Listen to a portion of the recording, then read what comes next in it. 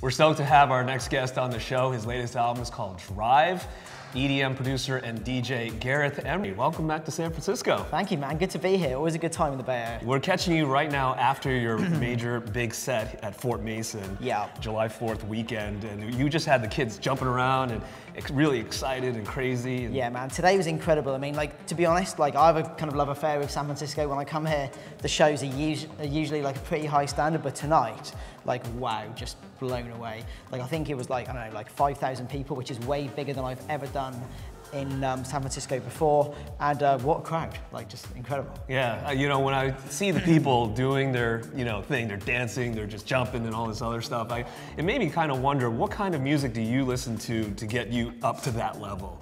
Is it EDM or is it rock? Because you have a very diverse background. Yeah.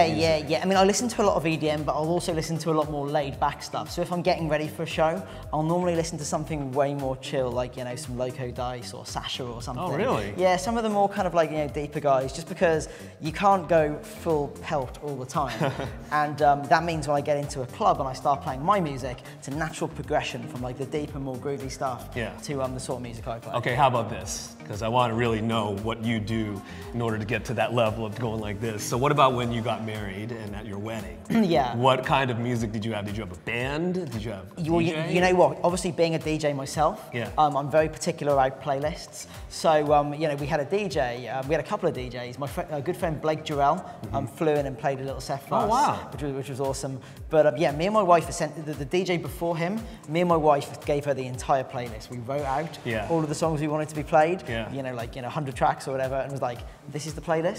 You can pick the order, but don't deviate from the tracks. Wow. So our first dance, I think, was Darude Sandstorm. Get out of here. Yeah, because it was a rave. It just, the wedding kind of after party just turned into a proper rave. So, not your typical first dance, but hey, we're a dance music family. So. What about the visuals? Did you have like, Gareth and Kat with a heart? Nah, it was kind of like, it was just a party for like, close friends and family. So we didn't have any LED walls or CO2 blasters or anything like that. The latest album is called Drive, and from what I understand, it's inspired by a road trip you took cross-country. Yes. I've also taken a cross-country road trip, so I'm always eager to hear about experiences and such. So what was the catalyst behind this trip? Was it, let's go cross-country and see what happens? For us, we were moving to the US. Moving from Manchester, UK to Los Angeles.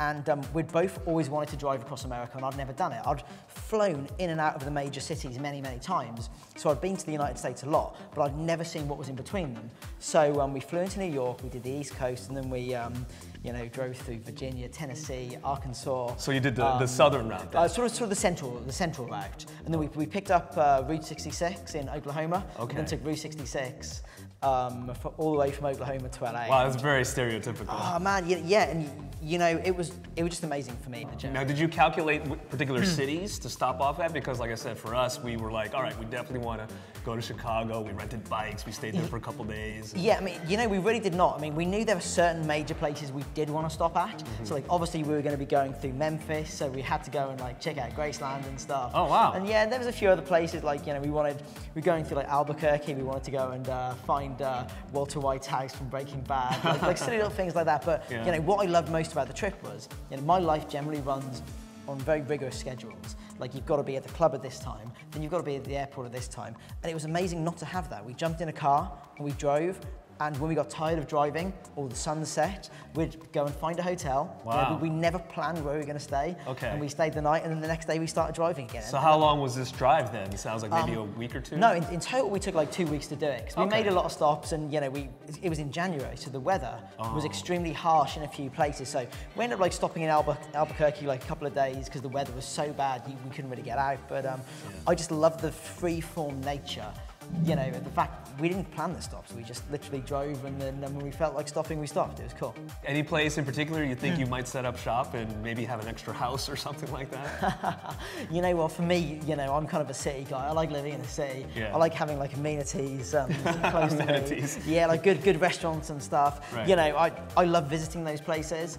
And you know, whether it's, you know, kind of Route 66 in Arizona or like the Joshua Tree National Park or whatever, I like getting out into the middle of nowhere. Not sure I could actually be permanently based somewhere like that. Right. Well, gee, we really, really enjoy your music, and Thank you so much. Great to meet you. Hey, awesome, man. It's been good to talk. Fantastic. Drive is the album. You have Gareth Emery. Make sure you get the album. You're watching B-Sides on Air.